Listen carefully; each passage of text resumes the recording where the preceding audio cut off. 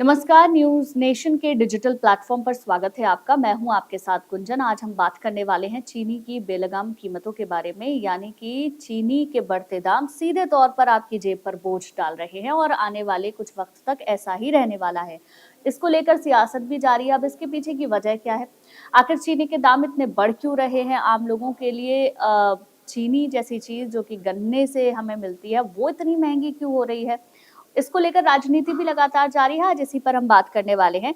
तो चीनी की बेलगाम कीमतों को लेकर राजनीतिक घमासान लगातार जारी है। क्यों है वो जरा आप समझिए।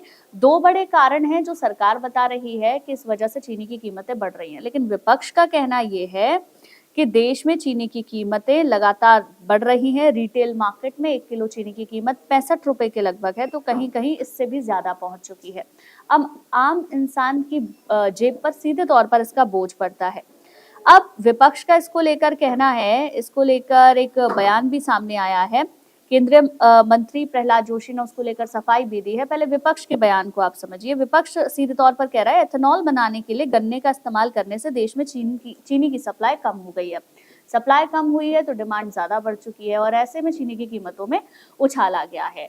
अब इस बात को पूरी तरीके से खारिज किया है केंद्रीय मंत्री प्रहलाद जोशी ने।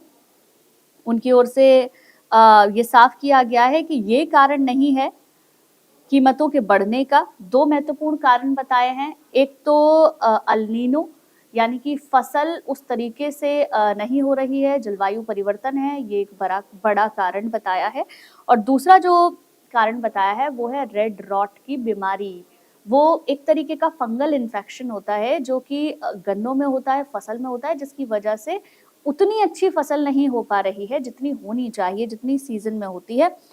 अल नीनो की स्थिति के कारण चीनी उत्पादन में गिरावट है। भारत और दुनिया भर में कृषि उत्पादन जिसकी वजह से प्रभावित हुआ है, ये सरकार का तर्क है। प्रहलाद जोशी ने ये तर्क दिया है। उन्होंने ये भी कहा कि रेड रॉट बीमारी जिसकी उम्मीद नहीं थी, अल नीनो के कारण न सिर्फ भारत में बल्कि दुनिया भर में चीनी समेत कुल एग्रीकल्चर प्रोडक्शन जो है उसमें कमी देखने के लिए मिली है। साथ ही उन्होंने ये भी कहा कि चीनी के बढ़ते दाम को लेकर हम चिंतित हैं।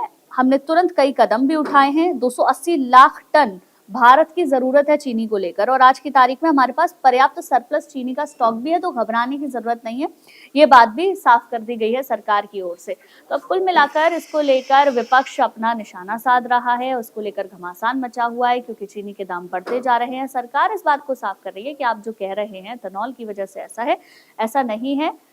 दो महत्वपूर्ण कारण है जिसके बारे में अभी हमने जिक्र किया, जिसकी वजह से चीनी के दाम बढ़ रहे हैं, लेकिन घबराने की जरूरत नहीं है। हमारे पास सरप्लस स्टॉक ऑलरेडी मौजूद है, तो आपको किसी भी तरीके की चीनी जैसी चीज के लिए परेशान होने की जरूरत नहीं पड़ेगी, कोई समस्या नहीं आएगी। ये बात कही जा रही है सरकार की ओर से।